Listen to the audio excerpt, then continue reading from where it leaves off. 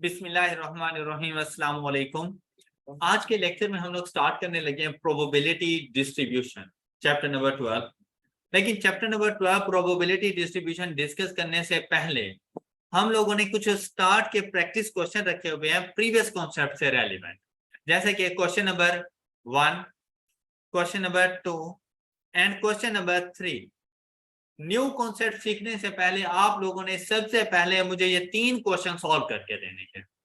जो आपके previous concepts हैं बिल्कुल उनको यूज करते हुए उनके मुताबिक आप लोगों ने मुझे क्वेश्चन नंबर 1, 2 एंड 3 सॉल्व करके देने हैं। शाबाश, 5 मिनट है आप लोगों के पास, जल्दी से इनको अटेम्प्ट करें। अब इसके लिए क्वेश्चन नंबर 1, अब इसका सोल्यूशन देखिए। क्वेश्चन नंबर 1 बहुत सिंपल से क्वेश्चन है। देखिए, कहते हैं कि the names of 5 men, 5 women are written on slip of paper and placed in a box। मतलब जैसे आप लोग बैठे हुए हैं ना, आप लोगों के नाम उनकी पर्चीज पे लिखे हम लोगों ने और उन पर्चीज को फोल्ड करके ना हम लोगों ने बॉक्स में डाल दिया। तो टोटल बॉक्स के अंदर कितनी पर्चियां मौजूद होंगी?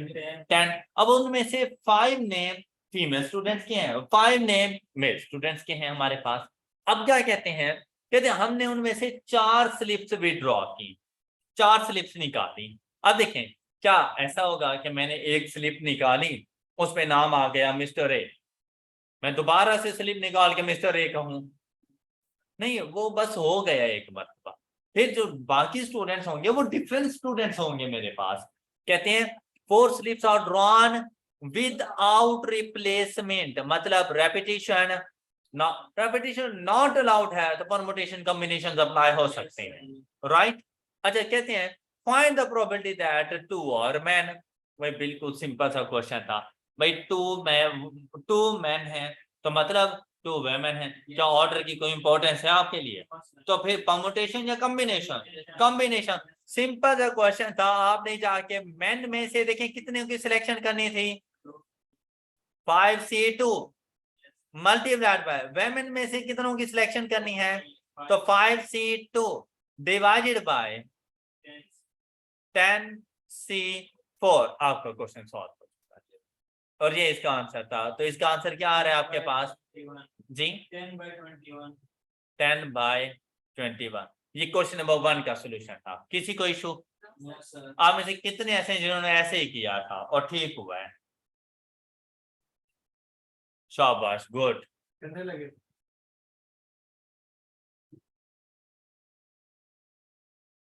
Next question number 2, 4 items are taken at random. अब यहां पर भी 4 की ही सिलेक्शन है, without replacement, repetition not allowed, from a box of, भाई ऊपर 10 थे, अब क्या है, अब 12 है, कंटेनिंग 3 डिफेक्टिव, तो लाजिम बात है 9 गुड आइटम्स होंगे, ऑलराइट।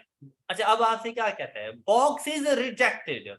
आपने उस बॉक्स को कब रिजेक्ट करना है, जब एक से ज्यादा, more than 1 item is found to be defective. देखो यार, आप खुद सोचो कि आप कहीं पे गए, एक बॉक्स आपने परचेज किया, उसमें 1 दर्जन कोई यूनिट्स मौजूद थे, ये 12 आइटम मींस 1 दर्जन, और आपने चेकिंग के लिए देखा 1 आइटम खराब निकल आया। पहली बात, आपने 4, वैसी सैंपल बेसिस पे सारे नहीं देखे जाते, थोड़े बहुत देखे जाते हैं, तो आपने 4 यूनिट्स देखे, आपने देखा कि कोई भी खराब नहीं है, आप बॉक्स को एक्सेप्ट करोगे या रिजेक्ट करोगे? एक्सेप्ट कर लोगे। लेकिन 4 आइटम्स में से आपके पास 1 खराब आ गया, 3 ठीक आ गए, आप फिर भी कहोगे चल यार कोई बात नहीं, इतना तो होता है डैमेज, आप एक्सेप्ट कर लोगे। लेकिन मुझे बताओ, अगर 4 में से 2 खराब आ जाए, नहीं एक्सेप्ट, रिजेक्ट कर दोगे उसको। 3 खराब आ जाए, 4 खराब आ जाए, हो सकते हैं 4 खराब, जबकि टोटल 3 डिफेक्टिव हैं। ओके, तो उसने आपसे कहा कि अगर 1 से ज्यादा आइटम खराब आ जाए, डिफेक्टिव हो, तो आपने रिजेक्ट कर देना है। तो कहता है find the probability that box is, तो एक्सेप्टेंस के लिए कब एक्सेप्टेंस होगी, जब कोई भी डिफेक्टिव ना हो या जब 1 डिफेक्टिव हो। इन दोनों सिचुएशन में आपने एक्सेप्टेंस देनी है। अब सबसे पहले आप क्या लिखोगे, कोई भी डिफेक्टिव ना हो, मतलब 3C0 ऑलराइट मल्टीप्लाइड बाय, तो चारों के चारों कहां से आएंगे, गुड यूनिट्स में से 9C4 ऑलराइट, प्लस हमने कहा या फिर 3C1 multiplied by 9C3 and whole divided by 12C4। Question solve हो गया आप लोगों का। 22/55, 42/55। अब ये बात आप लोगों को समझ आ गई है। 42/55 इतना इजी था क्वेश्चन। कितने बच्चों ने ऐसे किया था? 3/4 और 1/4। अच्छा नेक्स्ट देखें आप बेटा, उस तरह से तो फिर इस तरह करो ना कि भाई डिफेक्टिव गुड गुड गुड, फिर अच्छा ये फिर ऐसे ही नहीं है, ये फिर ऐसा भी नहीं है, फिर क्या है कि गुड डिफेक्टिव गुड गुड, फिर लिखना था गुड गुड डिफेक्टिव गुड, फिर आना था गुड गुड गुड डिफेक्टिव, फिर आना था गुड गुड गुड गुड। तो कॉमन सेंस यूज करो ना भाई, ये तो उस सिचुएशन में जाके करो जब आपके पास वो कहे रेपिटेशन अलाउड। जब वो कह रहे रेपिटेशन नॉट अलाउड, तो भाई कॉम्बिनेशन अप्लाई होता है, आप जाके करें, सारी चीजें उस कॉम्बिनेशन ने खुद ही एडजस्ट कर लेनी है। तो आपको इतने लेंथी प्रोसीजर में पढ़ने की जरूरत नहीं है, अदरवाइज आप सिर्फ इसी क्वेश्चन को सॉल्व करते रह जाएंगे। क्लियर? इसमें अगर दो ले लेते हैं, एक डिफेक्टिव और तीन गुड और तीनों गुड बराबर में जब कर रहे तो भी जवाब प्रोबेबिलिटी चेंज हो रही है हर गुड की और हर डिफेक्टिव के लिए। रेपिटेशन नॉट अलाउड है। पहला मतलब अगर सपोज पहला डिफेक्टिव हो तो वो 3/52 में से जाएगा, दूसरा डिफेक्टिव होगा ना तो वो 3/51 में से जाएगा, थर्ड नंबर पे डिफेक्टिव होगा तो 3/50 में से होगा। ओके तो आपके लिए ये क्वेश्चन ज्यादा उस तरह से डिफिकल्ट हो सकता था, तो ये बड़ा सिंपल सा क्वेश्चन है। क्या आपने ऐसे कॉन्सेप्ट नहीं पढ़े हुए? तो बस वही अप्लाई करो फिर। राइट, क्वेश्चन नंबर 3 कहते हैं 2 cards are drawn from a pack of 52 cards. अच्छा जैसे ही पढ़ते ही मुझे पता चल गया कि भाई प्रोबेबिलिटी है तो 52C2, 52 में से 2 कार्ड ड्रॉ करनी है। कौन कौन से है? What is the probability that one is king, king में से एक कार्ड होना चाहिए। किंग कितने हैं? 4C1 right, multiplied by and the other is queen, तो क्वीन कितनी है? 4C1। सिलेक्शन कंप्लीट हो चुकी है भाई, बाकी वैसे लिखने की जरूरत नहीं है, लेकिन अगर आप लिखना चाहो तो इसका मतलब रिमेनिंग 44 कार्ड में से कोई भी सिलेक्ट नहीं करना। तो किंग की सिलेक्शन किंग में से होनी है, क्वीन की सिलेक्शन क्वीन में से जाके होनी है, तो जो रिमेनिंग 44 कार्ड्स हैं उनमें से कोई भी कार्ड सिलेक्ट नहीं करना। आपका क्वेश्चन सॉल्व हो चुका है। ऑलराइट, तो देखो कितने सिंपल से ये क्वेश्चन थे। इसका आंसर क्या आ रहा है हमारे पास? 8/6। ये इसका सोल्यूशन 663। मैंने ये क्वेश्चन रेपिटेशन के साथ करा। तो बेटा कार्ड्स के लिए हमेशा विदाउट रिप्लेसमेंट होती है। जब 2 कार्ड ड्रॉ किए जाते हैं तो पहला कार्ड 52 में से आएगा, दूसरा कार्ड 51 में से आएगा, क्योंकि पहला कार्ड ड्रॉ कर चुके हो तुम। 4/52 4/51 तरीके से होगा। उसने कहा एक किंग और दूसरा क्वीन, तो भाई king queen queen king 4/52 multiplied by 4/51 plus 4/51 52 multiplied by 4/51 check करो सेम आंसर है। तो मैंने आपसे कहा था कि बेसिक काउंटिंग टेक्निक से रेपिटेशन अलाउड नॉट अलाउड दोनों सॉल्व होते हैं, सिर्फ ये कि थोड़ा सा लेंथी प्रोसीजर बन जाता है। लेकिन अगर रेपिटेशन नॉट अलाउड है तो प्रेफरेबल है कि आप कॉम्बिनेशन के ऊपर चले जाएं। डन। आई होप कि ये तीनों क्वेश्चन आप सब बच्चों को क्लियर हो चुके हैं।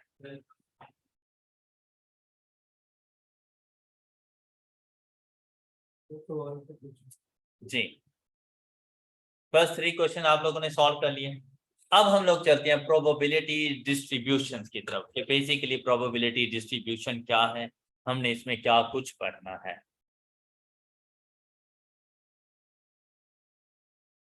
प्रोबेबिलिटी डिस्ट्रीब्यूशन ये बिल्कुल ऐसी है जैसे आप लोगों के पास फ्रीक्वेंसी डिस्ट्रीब्यूशन।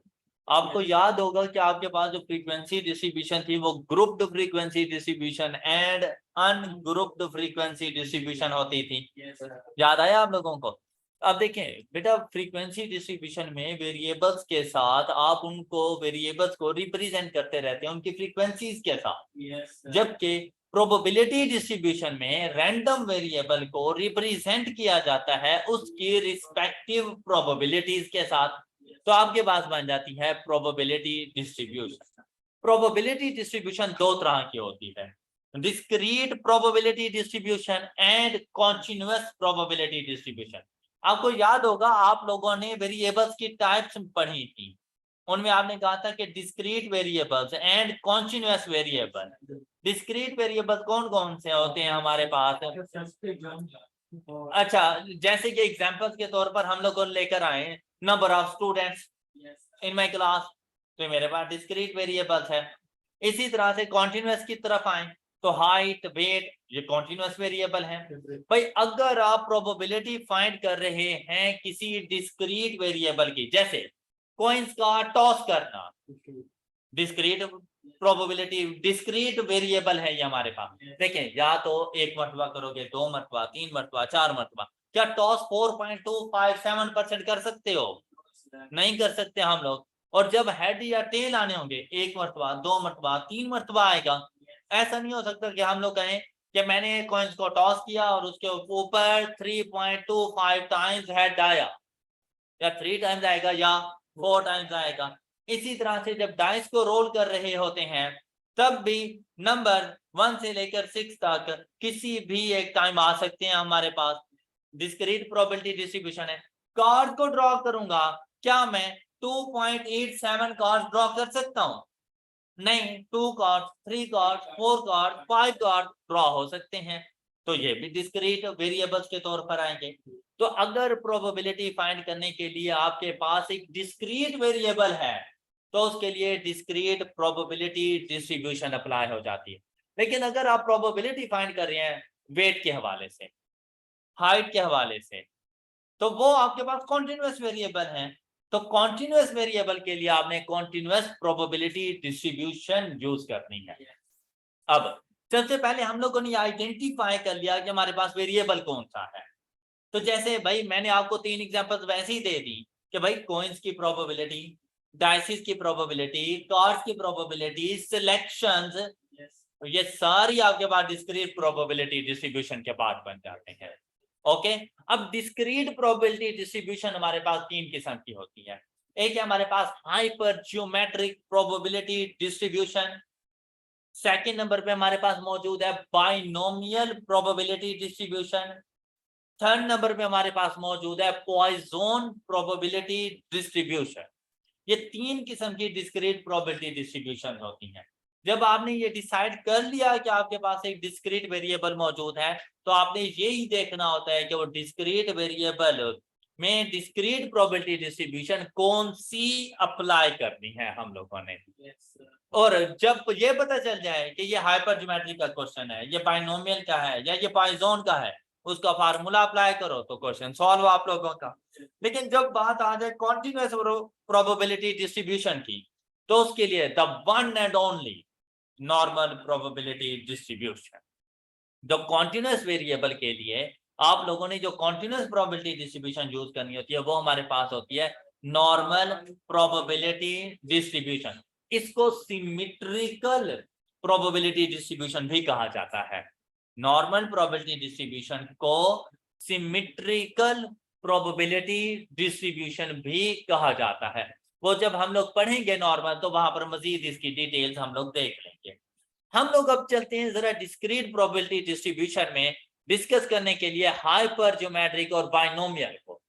हमारा अभी फोकस आएगा इनके ऊपर, पॉइजन को हम लोग बाद में देखेंगे कि भाई जब मुझे यह पता चल गया कि यहाँ पर हमारे पास डिस्क्रीट वेरिएबल है, डिस्क्रीट प्रोबेबिलिटी डिस्ट्रीब्यूशन है, तो कौन सी वेरिएबल्स के ऊपर हमने हाइपरज्योमेट्रिक प्रोबेबिलिटी डिस्ट्रीब्यूशन अप्लाई करनी है और कौन से के ऊपर बाइनोमियल। तो भाई आपने इवेंट्स को देखना है, इवेंट्स कौन से हैं। अगर आपके पास डिपेंडेंट इवेंट्स हैं तो हाइपरज्योमेट्रिक अप्लाई हो जाती है, और अगर इंडिपेंडेंट इवेंट्स हैं तो बाइनोमियल अप्लाई हो जाती है। ये वो चीजें हैं जो आपके थ्योरेटिकल एमसीक्यूज हैं। आपसे थ्योरी बेस्ड क्वेश्चंस में ये बातें पूछी जाएंगी कि कौन से इवेंट्स के लिए ये वाली प्रोबेबिलिटी डिस्ट्रीब्यूशन अप्लाई करते हैं, या आपसे कह देगा binomial probability distribution is used for dependent events, independent events, mutually exclusive event, non mutually exclusive events. तो binomial probability distribution used for independent events, okay, and hypergeometric probability distribution is used for, अब ये जानना जरूरी है कि dependent events कौन से हैं और इंडिपेंडेंट इवेंट्स कौन से हैं। इंडिपेंडेंट इवेंट्स कौन से, कॉइंस का टॉस करना इंडिपेंडेंट इवेंट है। भाई फर्स्ट के ऊपर अगर हेड आ जाता है तो सेकंड के ऊपर हेड टेल में से कुछ भी आ सकता है। डाइस का रोल करना इंडिपेंडेंट इवेंट है। हर इवेंट के ऊपर उसकी आउटकम्स पहले के ऊपर डिपेंड नहीं कर रही होती। ऑलराइट, तो ये भी इंडिपेंडेंट इवेंट है। अगर इंडिपेंडेंट इवेंट है तो आपने इसी तरह से आइडेंटिफाई कर लेना है। इसी तरह से बेटे किसी का मर जाना, किसी का जिंदा रहना, किसी का पास होना, फेल होना, ये सारे इंडिपेंडेंट इवेंट्स होते हैं। ओके, इसी तरह कस्टमर्स का आना, ये भी हमारे पास इंडिपेंडेंट इवेंट, ये बहुत कम सिचुएशन में डिपेंड कर रही होती हैं। इंडिपेंडेंट कस्टमर्स आया करते हैं हमारे पास, मतलब आप किसी जॉब पे इसलिए नहीं जा रहे क्योंकि वो मौजूद है तो मैं भी चला जाऊं। ये आप लोग ऐसे जाते हैं, बेसिकली ऐसे नहीं जाया जाता। हाँ, लोग ऐसे नहीं जाते। अच्छा जी, आप लोग एक्सेप्शनल केस हैं। अच्छा, डिपेंडेंट इवेंट्स, सिलेक्शन जहां पर भी होती है ना, वो हमेशा डिपेंडेंट इवेंट्स हैं। जैसे आपने कहा कि भाई 10 स्टूडेंट्स हैं, उनमें से 6 बॉयज हैं, 4 गर्ल्स हैं, और आपने एटलीस्ट आप लोगों ने सिलेक्शन करनी है 4 स्टूडेंट्स की, उसमें से एटलीस्ट 2 बॉयज होने चाहिए। अब गर्ल्स की सिलेक्शन डिपेंड कर रही है बॉयज के ऊपर, कि बॉयज आप 2 लेते हैं तो गर्ल्स भी 2 आ जाएंगी, बॉयज 3 लेते हैं गर्ल्स 1 आ जाएंगी, बॉयज 4 के 4 ले लेते हैं, गर्ल्स में से कोई नहीं आना। तो डिपेंड कर रही है इनकी सिलेक्शन। तो ऐसी सिचुएशन में हमेशा hyper geometric probability distribution apply हो जाती है, और कार्ड्स की जो मेरे पास प्रोबेबिलिटी होती है वो हमेशा डिपेंडेंट इवेंट्स होती है। कार्ड्स की dependent events, coins and dices के लिए इंडिपेंडेंट। ऑलराइट, तो जब भी कार्ड्स की बात आएगी या सिलेक्शन की बात आएगी, हमेशा hyper geometric probability distribution apply हो जाएगा उनके ऊपर। ऑलराइट, बेसिक काउंटिंग टेक्निक्स तो अब पुरानी बात हो गई ना। अब हम लोग हायर लेवल के ऊपर मौजूद हैं, अब हम प्रोबेबिलिटी डिस्ट्रीब्यूशन अप्लाई किया करेंगे।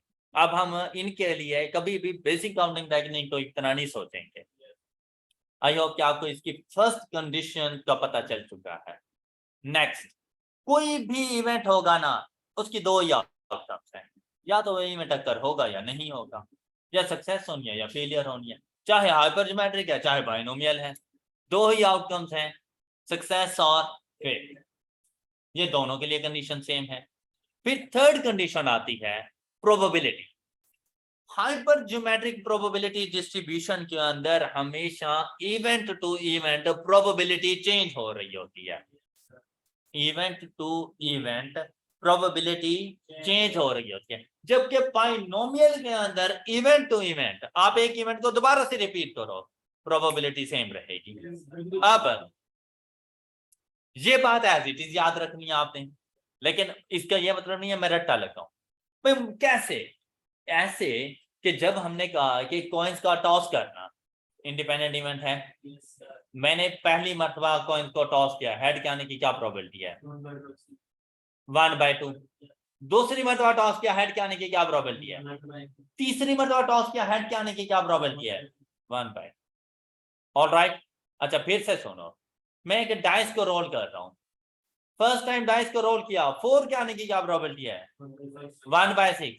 सेकंड टाइम डाइस को रोल किया, 4 के आने की क्या प्रोबेबिलिटी है? क्या चेंज हो रही है? तो probability remain same. Binomial probability distribution में event to event probability remain same. क्या समझ लग नहीं गई इस पॉइंट की? अब क्या इसको रट्टे लगाने की जरूरत है? अब वहां पर यही चीज आपने सोच लेनी है, आपको क्वेश्चन का आंसर मिल जाएगा। और जब जाते हैं सिलेक्शंस के ऊपर या कार्ड्स की डिस्ट्रीब्यूशन के ऊपर, जब हाइपर ज्योमेट्रिक में जाते हैं, चलो कार्ड्स के ऊपर चलते हैं। भाई मैं फर्स्ट कार्ड ड्रॉ करूंगा ना, वो 52 में से होगा। चले मैं डायमंड की बात करता हूं कि मैंने कहा कि यार मैंने 3 कार्ड्स ड्रॉ किए और ये डायमंड कार्ड हो। अब देखो फर्स्ट डायमंड कार्ड ड्रॉ करूंगा ना, तो उसकी प्रोबेबिलिटी क्या आएगी? 13/52। सेकंड डायमंड कार्ड ड्रॉ करूं तो फिर 12/51। थर्ड डायमंड कार्ड ड्रॉ करूं तो फिर 11/50। तो प्रोबेबिलिटी चेंज नहीं हो रही, हालांकि इवेंट सेम ही था कि डायमंड कार्ड ड्रॉ करते हैं। हाँ, इसी तरह से अगर मैं सिलेक्शन करवाऊं कि मैं आपसे कहूं कि एक बॉक्स है, उसके अंदर 10 बॉल्स हैं, उसमें रेड एंड ब्लैक बॉल्स मौजूद हैं, 3 बॉल्स ड्रॉ करनी है। ब्लैक बॉल के लिए देखो, फर्स्ट ब्लैक बॉल की प्रोबेबिलिटी क्या आएगी? सपोज कि 5/5 है, 5/10। सेकंड ब्लैक बॉल की प्रोबेबिलिटी क्या आएगी? 4/9। थर्ड ब्लैक बॉल की प्रोबेबिलिटी क्या आएगी? 3/8। चेंज हो रही है प्रोबेबिलिटी। ऑलराइट, और इन दोनों के अंदर चाहे हाइपर ज्योमेट्रिक प्रोबेबिलिटी डिस्ट्रीब्यूशन है चाहे बाइनोमियल है, कोई भी इवेंट होगा ना, किसी स्पेसिफिक टाइम तक के लिए आपने इसको रिपीट करना है। मतलब डाइस को 6 टाइम्स रोल किया, कॉइन्स को 10 टाइम्स टॉस किया, पैक ऑफ कार्ड में से 5 कार्ड ड्रॉ किए, सिलेक्शन पता होगा मैंने इतनी सिलेक्शन करनी है, तो आपने यहां पर experiment is repeated for a definite number of time. Alright, यही कंडीशन बाइनोमियल के ऊपर है। मतलब मैं अगर आपको इन शॉर्ट बताऊं ना, टोटल 4 कंडीशंस हैं, उनमें से 2 में सिमेट्री है, एक जैसी है, और 2 में डिफरेंस है। सिमेट्री किसमें है? Outcome success and failure, and experiment is repeated for a definite number of, ये दोनों के लिए सेम है। डिफरेंट कौन कौन से हैं? हाइपर ज्योमेट्रिक यूज होता है डिपेंडेंट इवेंट्स के लिए, और बाइनोमियल यूज होता है इंडिपेंडेंट। हाइपर ज्योमेट्रिक में प्रोबेबिलिटी चेंज हो रही होती है, जबकि बाइनोमियल में प्रोबेबिलिटी सेम है। आई होप कि ये कंडीशन आप सबको अच्छे तरीके से पता चल गई। अब मुझे बताओ, ये जो आप लोगों ने क्वेश्चन नंबर 1, 2, 3 किया है, इसमें कौन से इवेंट थे? पहला इवेंट आपके पास था 5/5, मैन वैमन, नेम्स थे, सिलेक्शन की थी 4 की, तो डिपेंडेंट है। ओके, तो hyper geometric probability distribution apply हो जाएगा। दूसरा इवेंट आपके पास क्या था? Defective and good unit, selection ही थी। क्या अब देखें, डिफेक्टिव गुड डिपेंडेंट इवेंट्स थे, हाइपर ज्योमेट्रिक यूज हो जाना है। फिर कॉर्ड्स की प्रोबेबिलिटी आ गई, कॉर्ड की प्रोबेबिलिटी तो डिपेंडेंट इवेंट्स है, तो वहां पर भी हाइपर ज्योमेट्रिक नहीं यूज हो जाना है। Alright, any issue? ये बात क्लियर हो गई। अब चलते हैं, जब मैंने ये डिसाइड कर लिया कि hyper geometric probability distribution use होती है, तो उसके लिए बस उसका एक छोटा सा फार्मूला है जो आपने अप्लाई कर देना है। ये रहा हाइपर ज्योमेट्रिक का फार्मूला, जो स्टार्ट में लिखा हुआ ना, probability of x is equal to x। वो जो हम लोग करते हैं ना कि भाई x हम रादर रैंडम वेरिएबल, कि मैंने प्रोबेबिलिटी किस किस की फाइंड करनी है। जब क्या देता है एटलीस्ट 2, मतलब 2, 3, 4, कहता है एटमोस्ट 2, मतलब 0, 1 एंड 2। तो हम लोगों ने ये बात वहां पे लिखनी, तो ये हमारे सोल्यूशन से इतना कोई मतलब नहीं। इक्वल टू के बाद देखो, तो ये छोटा सा formula K C X multiplied by N minus K C N minus X divided by capital N C small है। ऑलराइट, ये फार्मूला आपने नोट कर लिया होगा अपने पास। अब इस फार्मूले को जरा एक्सप्लेन करते हैं। अच्छा, ये फार्मूला ना बेसिकली आपके लिए कोई ऐसा मुश्किल फार्मूला नहीं है, बड़ा सिंपल सा फार्मूला है, और ये फार्मूला आप ऑलरेडी यूज कर चुके हैं। कैसे कैसे अब यहाँ पर देखें, अगर मैं आपसे ये कह दूं, बात सुने, स्टेटमेंट के मुताबिक मैं आपसे कह दूं कि भाई number of boy students in my class, number of girl students and total, हमने कहा ये हमारे पास 6 हैं, ये हमारे पास 4 हैं, टोटल हमारे पास 10 है। मैंने 4 स्टूडेंट्स की सिलेक्शन की और उनमें से एक फीमेल स्टूडेंट हो, तो बाकी मेल स्टूडेंट, ऐसा ही है ना। अच्छा, जब आप इस क्वेश्चन को सॉल्व करोगे, मैंने प्रोबेबिलिटी फाइंड करवाई, find the probability that 4 students are selected at random, 1 is female student या 3 आर बॉय स्टूडेंट, इस तरह की प्रोबेबिलिटी। तो आप मुझे क्या आंसर करोगे इसके लिए? 6c multiplied by c 1 divided by 10c4। क्या ऐसा नहीं लग रहा जैसे ऊपर वाले फार्मूले के साथ मैच कर गया है? हाँ, तो बेटा ये हाइपर ज्योमेट्रिक प्रोबेबिलिटी डिस्ट्रीब्यूशन आप काफी दिन से कर रहे थे, से मैंने नाम नहीं यूज किया था। वो जो अभी आप लोगों ने 3 क्वेश्चन सॉल्व किए हैं, वो आप लोगों ने हाइपर ज्योमेट्रिक प्रोबेबिलिटी डिस्ट्रीब्यूशन ही की है। ओके, तो पहली प्रोबेबिलिटी डिस्ट्रीब्यूशन आपकी कंप्लीट हो चुकी है। अब इसमें फार्मूले में क्या है? कैपिटल एन से मुराद होता है पॉपुलेशन साइज, इन टोटल कितने, तो इन टोटल कितने, तो बेटा ये जो है ना 10, ये आपके पास कैपिटल एन है।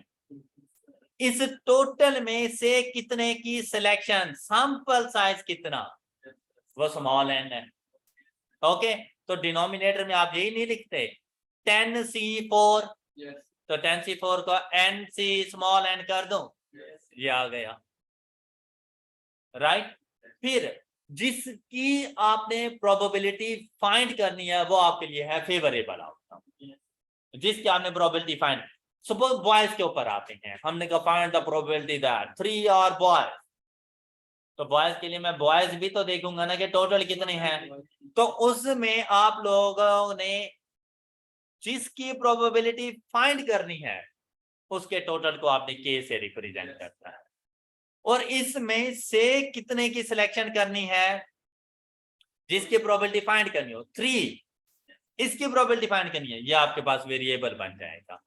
और इसको जैसे ही आपने लिखा 6c3, इसका क्या मतलब kcx, ऑलराइट। अच्छा, मुझे एक बात बताओ, अगर मैं आपसे ये कह दूं कि भाई मेरी क्लास में 10 स्टूडेंट्स हैं, उनमें से 6 बॉयज हैं, क्या मैं आपको गर्ल्स बताऊं कितनी है? आपको पता चल जाएगा कैसे? 10 - 6 ऐसे ही है ना, इज इक्वल टू 4। ऐसा नहीं है जैसे k n - k, तो आपके पास ये n - k पड़ा हुआ है।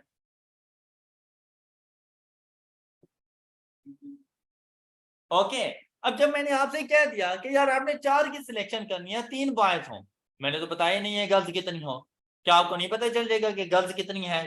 कितनी? 4 - 3 इज इक्वल टू, कैसे इसे लिखे, n - जहां पर आपने किया 4c1, बेसिकली वहां पे हो रहा है capital N minus capital K C n minus x।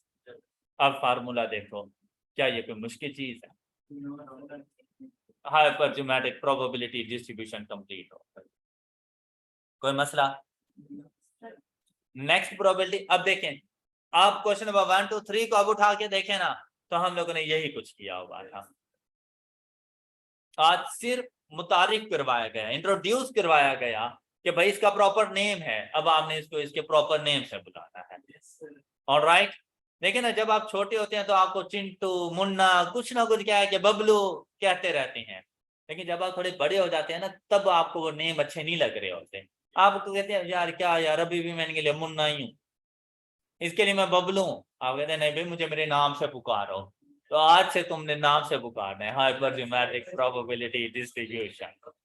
Alright, अच्छा अब हम लोग चलते हैं बाइनोमियल प्रोबेबिलिटी डिस्ट्रीब्यूशन की तरफ। ये पता चल गया कि ये कौन से इवेंट्स के लिए अप्लाई होती है, इंडिपेंडेंट इवेंट्स के लिए। बाकी कंडीशन भी देख ली। हम लोग चलते हैं इसके फार्मूले की तरफ। तो ये रहा इसका formula, probability of x is equal to x। इसको साइड पे कर दो ना, ये बात मीनिंग समझ आ जाएंगे आप लोगों को जब हम लोग क्वेश्चन प्रॉपर वे में सॉल्व करेंगे।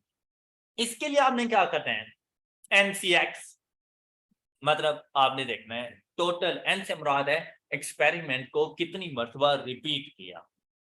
n से मुराद है एक्सपेरिमेंट को कितनी मर्तबा रिपीट किया। NCX से मुराद है आपको इसमें से कितनी मर्तबा सक्सेस चाहिए। मतलब मैंने 10 टाइम्स कॉइन को टॉस किया तो n की वैल्यू है 10। मैंने कहा find the probability that 6 times head appear, तो x की वैल्यू है 6। तो मैं क्या लिख दूंगा 10C6, जिसकी प्रोबेबिलिटी फाइंड करनी है। क्या आपने प्रोबेबिलिटी क्या फाइंड करनी, वेरिएबल x से मुराद है रैंडम वेरिएबल, मतलब जिसकी प्रोबेबिलिटी फाइंड करनी हो वो। n से मुराद एक्सपेरिमेंट को रिपीट कितनी मरतबा किया। इसमें आपको हेड कितनी मरतबा चाहिए, मैंने कहा 6 टाइम्स, तो x की वैल्यू है 6। ऑलराइट, फिर इसको मल्टीप्लाई कर देना है probability of success. P stands for probability of success and Q stands for probability of failure। कि जो एक्सपेरिमेंट आप परफॉर्म कर रहे हैं उसमें 1 टाइम अगर ये एक्सपेरिमेंट परफॉर्म करें तो उसमें हेड के आने के क्या चांसेस हैं बताएं। अगर एक मरतबा एक कॉइन को टॉस करूं तो उसमें मेरे पास हेड के आने के क्या चांसेस होते हैं, तो 1/2 प्रोबेबिलिटी ऑफ सक्सेस।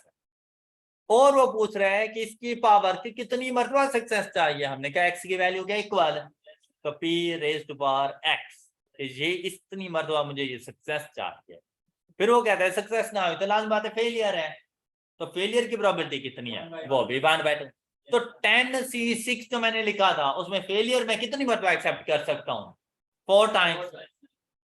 तो आपके नहीं यहाँ पे लिख देना n-x 4 टाइम्स, तो वो फेलियर आ जाएगा। तो भाई वैसे अगर आप देखें, मैं आपसे कहूं बेसिक काउंटिंग टेक्निक में जाए ना, आप लोगों ने 3 कॉइन्स तक 8 आउटकम्स मुझे बता दी थी, लेकिन अब अगर मैं आपसे कहूं कि भाई 10 कॉइन्स आपने टॉस किए हैं तो मुझे बता सकते हो कि टोटल आउटकम्स कितनी बनेगी, 2 रेज़ टू पावर 10। देखो क्या वैल्यू आपके पास बनती है 2 रेज़ टू पावर 10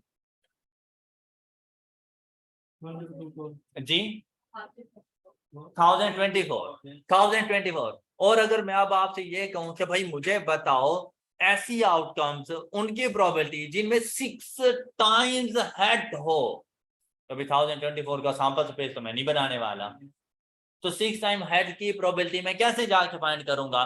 तो अब मैं सिंपल सा इसको क्वेश्चन को लेके चलूंगा। मैंने देखा कॉइन्स का टॉस करना है, इंडिपेंडेंट इवेंट है, इंडिपेंडेंट इवेंट है तो बाइनोमियल प्रोबेबिलिटी डिस्ट्रीब्यूशन।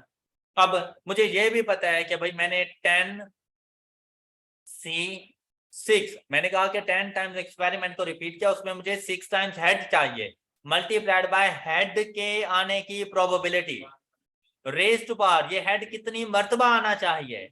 जब हम लोग करते हैं ना हेड हेड हेड हेड, तो मतलब 1/2 को 6 टाइम्स मल्टीप्लाई कर रहे होते हैं, मल्टीप्लाइड बाय भाई हेड ना आया तो टेल, उसके आने की प्रोबेबिलिटी कितनी मर्तबा, 10 टाइम्स किया 6 टाइम हेड तो 4 टाइम्स टेल। क्वेश्चन सॉल्व हो गया।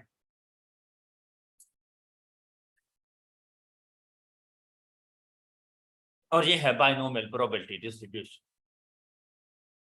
ऑलराइट, क्या आंसर आया आपके पास, 105 डिवाइडेड बाय 512। 105 divided by 512। मतलब अगर मैं इन टोटल लेके चलूं ना तो 210 डिवाइडेड बाय 1024। ओके, ये मैं बेसिक काउंटिंग टेक्निक से भी कर सकता था, मैंने प्रीवियस लेक्चर में बताया था। आप सिर्फ 10C6 करना, आप सिर्फ 10C6 करें। क्या आपके पास आ गया 210। अभी आपने टोटल आउटकम कितनी बताई थी मुझे, 1024। तो 210 divided by 1024 is equal to 105 divided by 512। ये बेसिक काउंटिंग टेक्निक्स थी। ऑलराइट, बात क्लियर हो गई। अब अगर डाइस की बात करें, भाई आपने 36 तक तो मुझे फाइंड करके दे दी थी प्रोबेबिलिटी अगर 2 डाइसिस हो, लेकिन अब चाहे 10 डाइसिस हो आसानी से प्रोबेबिलिटी फाइंड हो जाएगी, जो मर्जी फाइंड करो उसमें से। भाई आपने कहा कि मैंने 3 डाइसिस को रोल किया और उसके ऊपर इवन नंबर के आने की प्रोबेबिलिटी, उसके ऊपर ग्रेटर देन 4 के आने की प्रोबेबिलिटी, उसके ऊपर ऑड नंबर आने की प्रोबेबिलिटी, लेस देन 3 आने की प्रोबेबिलिटी, आप इजीली फाइंड करके दे सकते हैं, कोई मसला नहीं होने वाला आपको। सपोज आपने कहा कि भाई प्रैक्टिस क्वेश्चन की तरफ चलते हैं इसके। तो अब आप लोग आए क्वेश्चन नंबर 4 की तरफ। क्वेश्चन नंबर 4 को देखो जरा।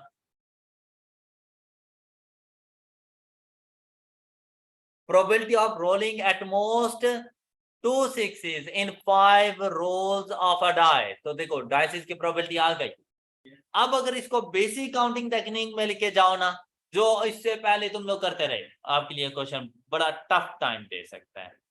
लेकिन अब क्या बात है, उसने आपको बड़ी इजीली बता दिया। हमने देखा कि भाई यार डाइसिस की बात कर रहे हैं तो कौन से इवेंट्स हैं? क्या हाइपर ज्योमेट्रिक लगाऊं? नहीं, क्या चीज? तो बाइनोमियल में आप देखो भाई एक्सपेरिमेंट रिपीट कितनी मरतबा हो रहा है, तो 5c। मुझे क्या चाहिए? Rolling at most 2 6s। मतलब बेटा 5 टाइम्स कर रहा हूं, एट मोस्ट 2 6s, क्या मतलब 2 3 4? नहीं, 0 1 एंड 2। अच्छा एग्जैक्टली 2 6s की नहीं बात कर रहा। अच्छा पहले समझो, अगर यहां पर होता probability of rolling exactly 2 6s in 5 rolls of die, तो भाई देखिए 5 टाइम्स रोल करूंगा, उसमें से कहता है कि 2 मरतबा 6 आ जाए, तो 6 का आने की प्रोबेबिलिटी 2 टाइम मल्टीप्लाइड बाय 6 के आने की प्रोबेबिलिटी क्या होती है एक डाइस के ऊपर? क्या ये बात वो आपको बताएं? नहीं, इवेंट ही ऐसा है कि हमें खुद पता होता है कि कॉइंस के ऊपर हेड आने की प्रोबेबिलिटी 1/2, डाइसिस के ऊपर किसी भी एक नंबर के आने की प्रोबेबिलिटी 1/6 हमें पता है, तो उसके बताने की जरूरत नहीं है। तो आपने इसको मल्टीप्लाई कर देना है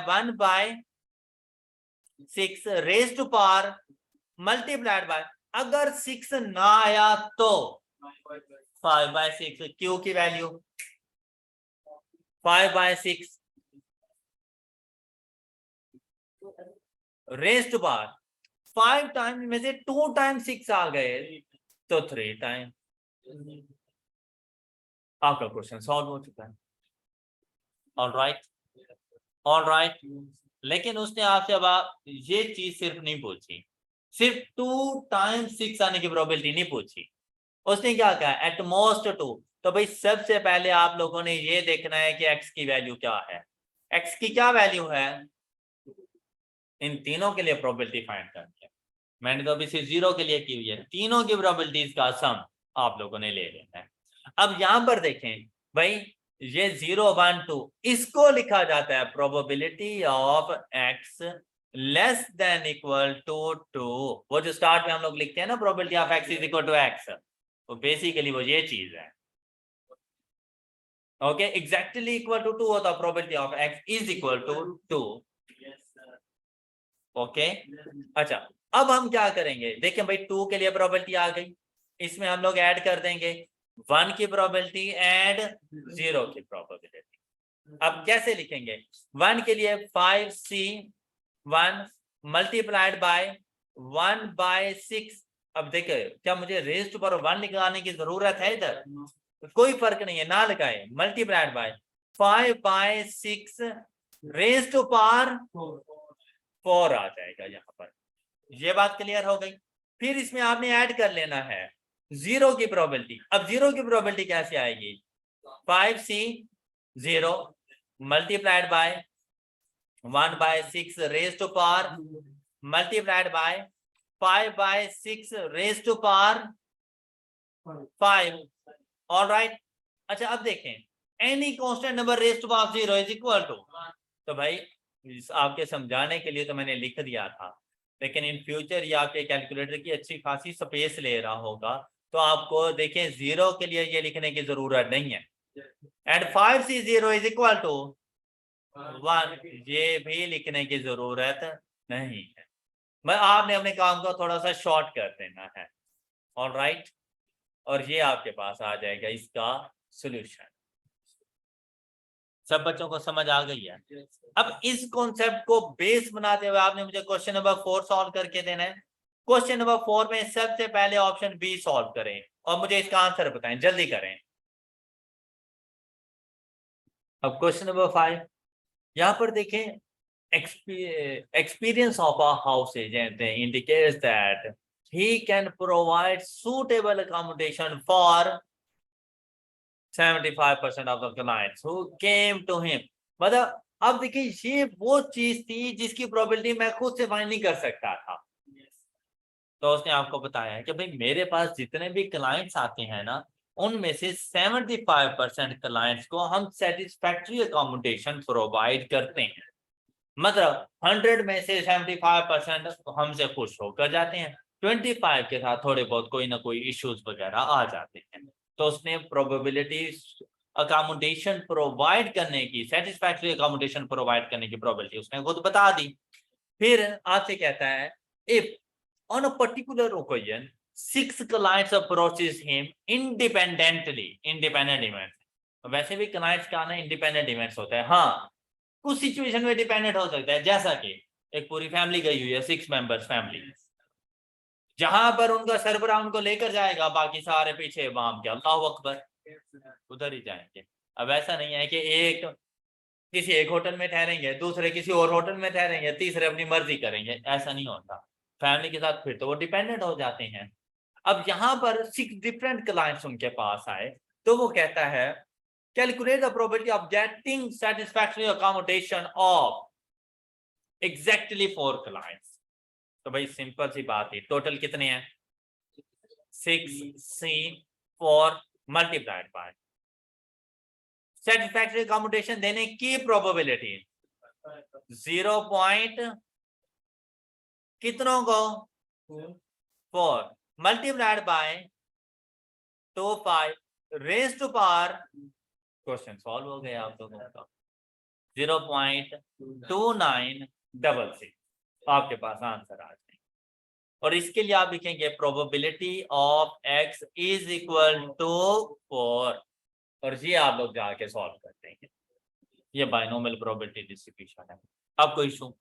अब आपसे जब कह रहे हैं ना लेस देन 4 क्लाइंट्स, मतलब 0, 1, 2 एंड 3 के लिए हमें प्रोबेबिलिटी फाइंड करके देनी है। और जब आपसे कह रहे हैं एटलीस्ट 5 क्लाइंट्स, तो बताएं x की वैल्यू क्या होगी? 5 एंड 6। आपने इसके लिए प्रोबेबिलिटी जाके फाइंड करके देनी है। ओके, और इसके लिए क्या लिखेंगे? प्रोबेबिलिटी ऑफ x, हाँ जी, ग्रेटर देन इक्वल टू 5 या ग्रेटर देन 4। ओके, अच्छा वैसे एटलीस्ट 5 था तो ग्रेटर देन इक्वल टू 5, अगर होता ना मोर देन 4 तो ग्रेटर देन 4 लिखें, बात एक ही थी। अब हमने 7 8 क्यों नहीं लिखा? है ही 6, इसलिए 7 8 नहीं लिखा, हालांकि वो ग्रेटर देन 5 वो भी हैं। अच्छा, अब क्या 5 एंड 6 की प्रोबेबिलिटी अगर हमने लिखनी होगी तो देखिए 6c पहले 5 के लिए multiplied by 0.75 raise to power 5 multiplied by 0.25 raise to power 1, फिर प्लस कर देना जब दूसरा वेरिएबल उठाओ 6 के लिए 6c6 multiplied by 0.75 raise to power 6 multiplied by 0.25 raise to power 0 लिखने की जरूरत नहीं है। ऑलराइट, तो इसका आंसर आपके पास आ जाएगा सी पार्ट का। आई होप कि आपको बाइनोमियल प्रोबेबिलिटी डिस्ट्रीब्यूशन भी समझ आ चुकी है। ऐसे ही है ना, इससे रेलेवेंट थोड़े से और कॉन्सेप्ट्स हैं बाइनोमियल प्रोबेबिलिटी डिस्ट्रीब्यूशन की प्रॉपर्टीज, हम उनको डिस्कस करते हैं।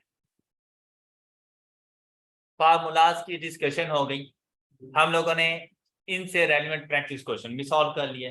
प्रॉपर्टीज, सबसे पहले आपको पता होना चाहिए कि इसके पैरामीटर्स कौन से हैं। पैरामीटर से मुराद है ऐसी चीजें जिनके बगैर मैं सॉल्व ही नहीं कर सकता ये क्वेश्चन।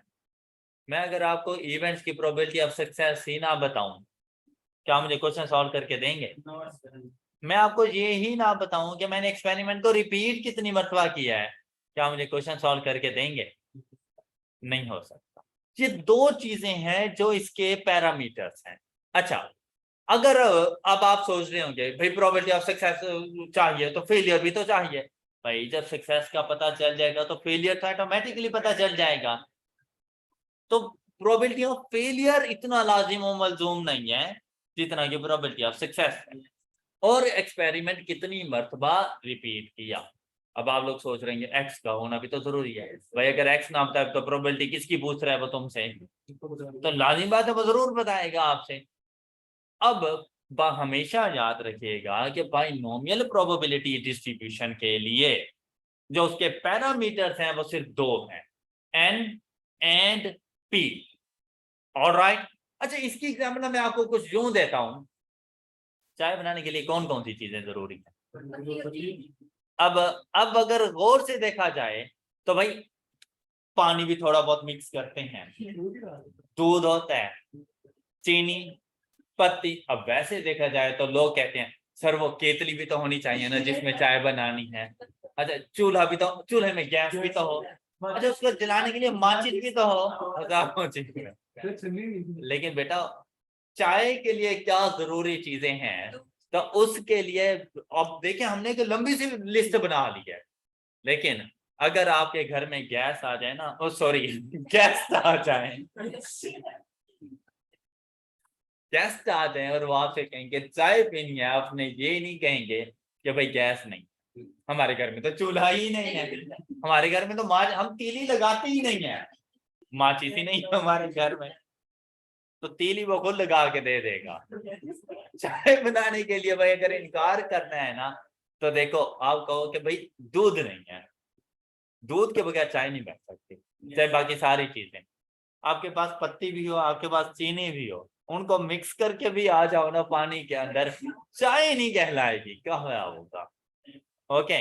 लेकिन अगर आप उसे कहो ना कि भाई चीनी नहीं है, वो कहेगा कोई बात नहीं, मुझे वैसे भी शुगर है, बगैर चीनी के दे दो, चाय होगी, चाहे उसमें चीनी ना भी हो, चाय कहलाएगी। लेकिन अगर आप लोग कह रहे हैं कि भाई पत्ती नहीं है, दूध में चीनी डाल के आ जाओ, चाय नहीं है, शरबत नहीं है, चाय नहीं है, ऐसे ही है ना। तो जो लाजमी चीजें हैं ना वो पत्ती और चीनी, पत्ती और दूध है। तो बाइनोमियल प्रोबेबिलिटी डिस्ट्रीब्यूशन में आपने देखा कि हमारे पास एन की वैल्यू भी है, एक्स की वैल्यू भी है, पी भी है, क्यू भी है, लेकिन हमने चारों को पैरामीटर्स नहीं कहा, पैरामीटर्स दो हैं, n and p. Alright, I hope कि आपको कॉन्सेप्ट समझ आ गया होगा। ओके। अब जैसे जिस तरह आप एग्जांपल दे रहे हो ना सर गैस भी तो होनी चाहिए, मतलब बेटा फिर फार्मूला याद भी तो होना चाहिए। तो भाई एन और पी का आपको पता है फार्मूला ही नहीं आता, तो वो भी तो जरूरी है कि फार्मूला भी तो याद। सही बात है, होटल के पास चला जाए, इतना तो हम लोग मैथमेटिशियन स्टैटिशियन इतना सोचते हैं, तो आज हम लोग ये पढ़ रहे होते हैं। वो कहते हैं ना कि भाई पैसे होंगे जाके किसी से पढ़ लेंगे, सीख लेंगे।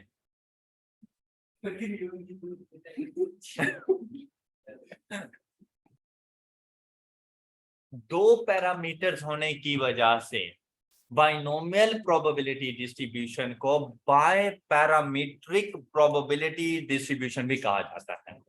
ओके। तो अगर क्वेश्चन में कहीं पर आ जाए बाय पैरामीट्रिक प्रोबेबिलिटी डिस्ट्रीब्यूशन, तो आप किसको टिक करेंगे? बाइनोमियल प्रोबेबिलिटी डिस्ट्रीब्यूशन को। ऑलराइट। अच्छा, अब देखें जिस तरह से बेटा फ्रीक्वेंसी डिस्ट्रीब्यूशन में आप मीन फाइंड करते थे, स्टैंडर्ड एविएशन, वेरिएंस, तो भाई प्रोबेबिलिटी डिस्ट्रीब्यूशन में भी तो फाइंड करो। लेकिन प्रोबेबिलिटी डिस्ट्रीब्यूशन में आपने देखना है कि भाई डिस्ट्रीब्यूशन कौन सी है, हमें पता चला बाइनोमियल, तो बाइनोमियल का मीन प्रोडक्ट ऑफ पैरामीटर्स, उसके पैरामीटर्स का प्रोडक्ट आपके पास मीन ऑफ बाइनोमियल डिस्ट्रीब्यूशन बन जाता है। तो इसका मीन फाइंड करने के लिए इसका फार्मूला क्या बन जाएगा? एनपी। ऑलराइट। स्टैंडर्ड डेविएशन भाई कंफर्म बात है, स्टैंडर्ड डेविएशन के ऊपर अंडर रूट का साइन आएगा, स्टैंडर्ड डेविएशन का स्क्वायर मतलब विदाउट अंडर रूट वेरिएंस का फार्मूला बन जाएगा, and the product of n p q, ये आपके पास वेरिएंस बन जाता है, and the square root of product of n p q, ये स्टैंडर्ड डेविएशन बन जाता है। ऑलराइट, ये फार्मूलाज आपने याद रखने, mean is equal to np, standard deviation is equal to square root of np q, and variance is equal to np Q.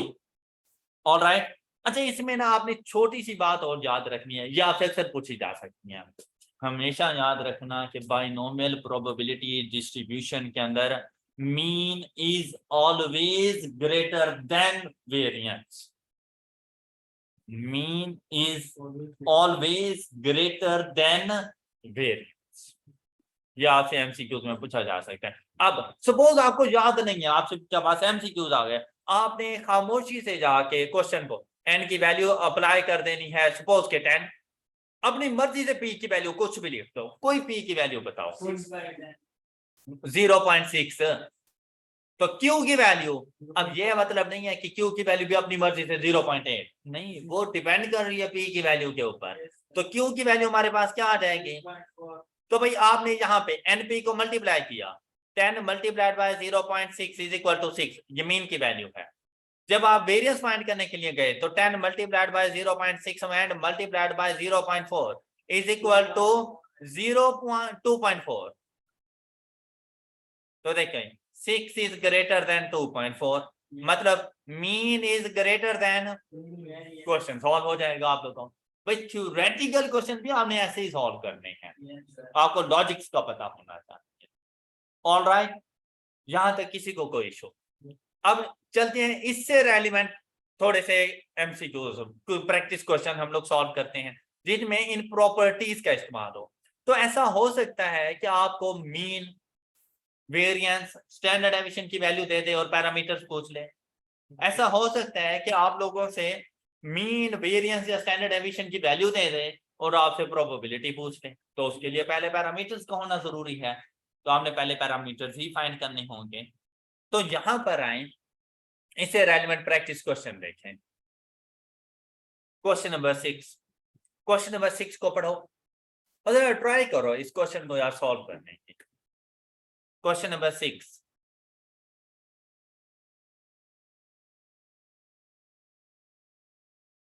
in a binomial distribution mean is 36, standard deviation is 4.8, find n and p। तो देखें mean की value 36, तो mean को किस तरह से हम लोग लिखे, np is equal to 36, basically यही नहीं कह रहा आपसे, एंड स्टैंडर्ड डेविएशन इज 4.8, तो मतलब आपसे कह रहा है npq का अंडर रूट किसके इक्वल है, 4.8 के। तो भाई इसका अंडर रूट खत्म करके क्या मैं इसको यूं लिख दूं, npq is equal to 4.8 square. Alright, यहां से np की वैल्यू उठाओ, इधर पुट कर दो, तो ये बन जाएगा 36q इज इक्वल टू 4.8 का स्क्वायर। यहां से q की वैल्यू फाइंड कर लो, देखो q की वैल्यू आपके पास क्या आ रही है, 4.8 का square divided by 36 is equal to 0.64। अब ये q की वैल्यू आ गई, तो भाई p की वैल्यू आपके पास कितनी आ जाएगी, 1 - 0.64 इज इक्वल टू 0. देखिए p की वैल्यू आ गई, ये 0.36 यहाँ पे जाके पुट कर दें, तो n multiplied by 0.36 is equal to 36, तो यहाँ से n की वैल्यू आ गई, n इज इक्वल टू, तो ये पैरामीटर्स की वैल्यूज आप लोगों ने फाइंड कर ली। Alright, clear? अब ऐसे ही क्वेश्चन नंबर 7 है, सिर्फ फर्क क्या है कि उसने अब पैरामीटर्स नहीं पूछे, उसने कहा probability of x is equal to 7 बता दें। भाई पहले पैरामीटर्स ऐसे ही फाइंड कर लो, फिर 7 की प्रोबेबिलिटी फाइंड कर लो। क्वेश्चन नंबर 7 सॉल्व करें, तो क्वेश्चन नंबर 7 बहुत सिंपल सा क्वेश्चन हमारे पास मौजूद था।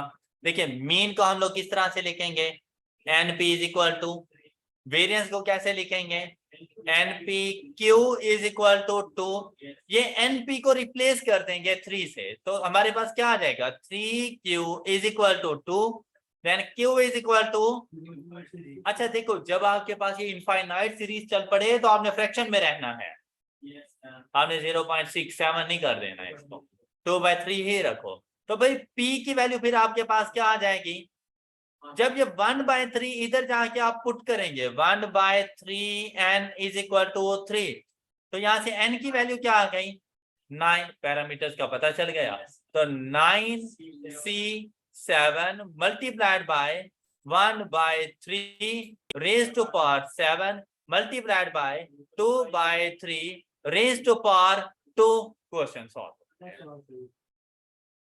ऑलराइट, दैट अब हम लोगों ने बेटा अब तक hypergeometric probability distribution and binomial probability distribution को कंप्लीट कर लिया।